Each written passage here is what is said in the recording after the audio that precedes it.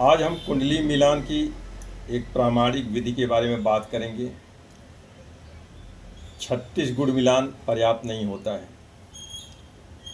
ये पद्धति नक्षत्र नाड़ी का है, श्री उमंग तनेजा का बनाया हुआ सिस्टम है। ये बहुत ही प्रामाणिक रूप से काम करता है और इजी है। आप खुद भी इस तरीके से जैसे मैं बता रहा हूँ स्टेप वाइज सुन करके और स्वयं ही काफ़ी हद तक कुंडली मिलान कर सकते हैं। उसके लिए तरीका ये है कि मोबाइल पे एस्ट्रोसेज डाउनलोड कर लीजिए, फ्री में है। एस्ट्रोसेज में बर्थ डिटेल भर दीजिए जिसके बारे में जानकारी लेनी है। बर्थ डिटेल फिलअप करने के बाद कुंडली बना लीजिए। फिर यहाँ पे इस तरीके से कुंडली बन के आ जाएगी। ये मैंने एग्जाम्पल के रूप में रखा है। उसको नेटल चार्ट बोलते हैं, जन्म कुंडली बोलते हैं। यहाँ पे कोई भी नंबर 1 से लेकर के 12 तक नंबर रहेगा, तो 12 घर भी होते हैं।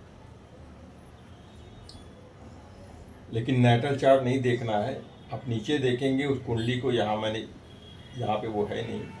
इस कुंडली के नीचे देखेंगे, यहाँ लिखा रहेगा केपी सिस्टम, या यहाँ पे ऊपर 3 डॉट्स रहते हैं, वर्टिकल 3 डॉट्स रहेंगे। उसको जब प्रेस करेंगे तो कुछ फंक्शन आ जाएंगे।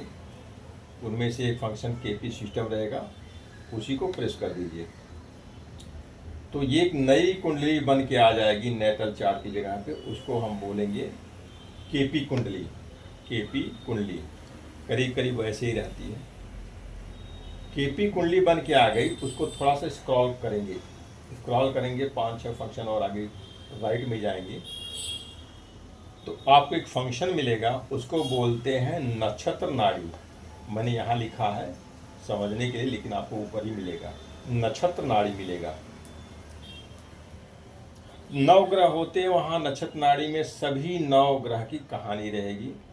क्या रहता है, जैसे एग्जाम्पल के लिए मैंने यहाँ सन लिया है, मून लिया है, तो सन प्लानेट कौन से हाउसेज देंगे। 1 2 3 4 5 6, 1 से लेके 12 तक कोई भी हाउस हो सकता है। मान लो 1 2 3 हो, 4 5 6 हो, या 8 9 हो, या केवल 9 हो, केवल 8 हो, कुछ भी हो सकता है। सेम उसी तरीके से इसी सन का नक्षत्र है, तो नक्षत्र जो भी प्लानेट होगा वो लिखा रहेगा, वो कौन से हाउस से देता है सेम। और उसी तरीके से इसी सन का सबलार वो कौन से हाउस से देगा। ये तीनों मिला करके ये सन की कहानी हो गई, सूर्य की कहानी हो गई। और अब मून पे आ जाइए। मून प्लानेट कौन से हाउस से देगा, यहाँ पे लिखा रहेगा। उसका नक्षत्र जो भी प्लानेट रहेगा वो कौन से हाउस से देगा, यहाँ लिखा रहेगा। उसका सब लॉर्ड कौन से हाउस से देगा, यहाँ लिखा रहेगा। ये मिला करके हो गया मून की कहानी। मतलब मून अच्छा है या बुरा है, मून क्या करेगा, सन क्या करेगा, सन अच्छा है बुरा, यहाँ से पता चलता है। और यहाँ सन मून मैंने लिया है, आप देखोगे वहाँ पे सभी 9 ग्रहों की ऐसे ही डिटेल रहते हैं। उसी को देखना है, उसके अलावा और कहीं जाना नहीं है। अब यहाँ का कहानी खत्म। अब सवाल उठता है, आप देखेंगे क्या क्या देखना है यहाँ। चूँकि हम कुंडली मिलान की चर्चा कर रहे हैं तो कुंडली मिलान से संबंधित बातें करेंगे, अन्य चीज़ों की बातें नहीं करेंगे।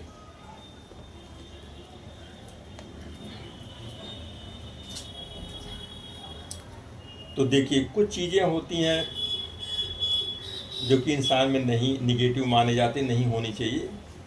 उसमें देखिए एग्रेसिव नेचर, फिर सेकंड है डिप्रेशन, ये डिप्रेसिव नेचर, ऐसा ना हो, ये भी ना हो। सिपरेशन की टेंडेंसी, सिपरेशन कहाँ, शादी के बारे में बात कर रहे हैं। ये हाउस सिपरेशन दिखाता है मैरिड लाइफ में, नो मैरिज जो भी है ये। फिर इम्पोर्टेंसी यानी चाइल्ड बर्थ की कैपेसिटी ना होना, शुक्राणु कम हो जाना, इनक्योरेबल डिजीज भी ये देता है ये नंबर। और उस व्यक्ति का कैरेक्टर कैसा है, तो भाई ये हाउस से दिखा रहे हैं, ठीक है। तो कहने का मतलब, जहाँ मैंने हाउस से अभी देखने के लिए बोला था प्लैनेट्स में, वहाँ पे आपको देखना, अगर ये 7 8 12 आ रहा है तो वो एग्रेसिव नेचर का होगा,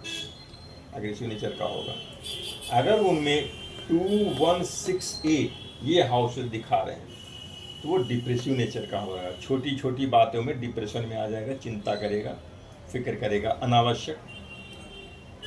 और 1610 ये हाउसेज अगर दिखा रहे हैं तो आपको ये समझ में आ जाना चाहिए कि वो व्यक्ति, ये तो सिपरेशन मैंने बता दिया, शायद सिपरेटिव नेचर का हो गया, यानी कि मैरिड लाइफ में उसका ज़्यादा इंटरेस्ट नहीं होगा, उसमें खिटपिट आ जाएगा।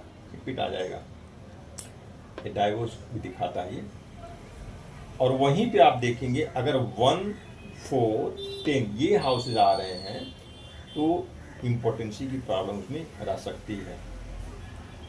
और वहीं पे देखिए अगर 5, 8, 12 ये हाउसेज आ रहे हैं, उन्हीं नवग्रहों में देखना है, तो समझिए उसके करेक्टर में प्रॉब्लम है, करेक्टर अच्छा नहीं है।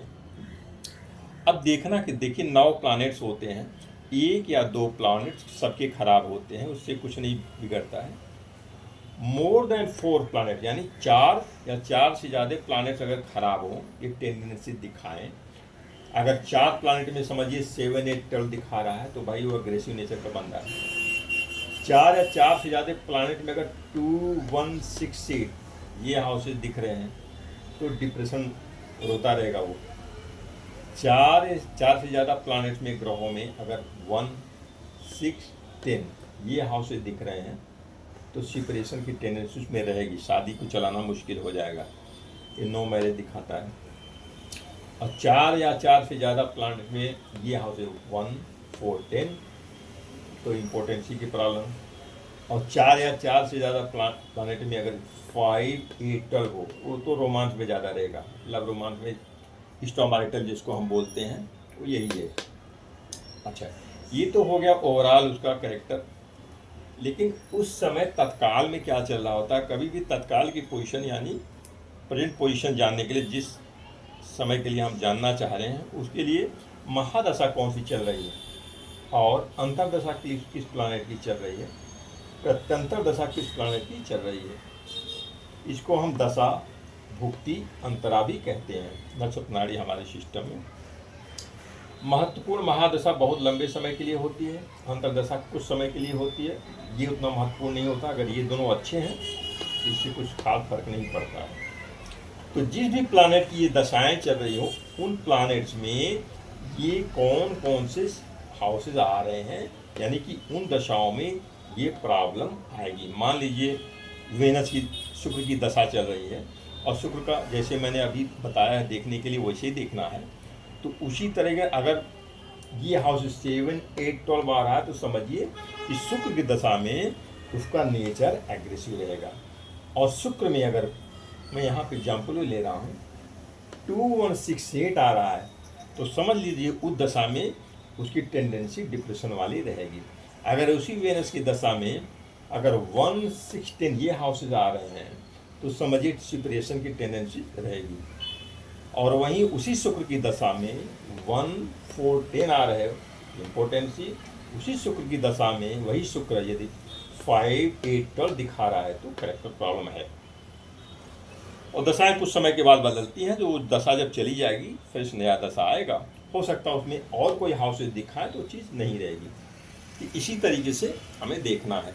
ये बहुत प्रामाणिक विधि है, आप अपने से खुद से कर सकते हैं। और कुंडली कैसे देखें कि एक वीडियो मैंने बना के रखा है, उसको भी देख लीजिए और 1-2 बार ट्राई कीजिए। आप स्वयं से देख लेंगे ये सब चीज़ें, किसी भी पंडित के पास जाने की शायद ज़रूरत ना हो।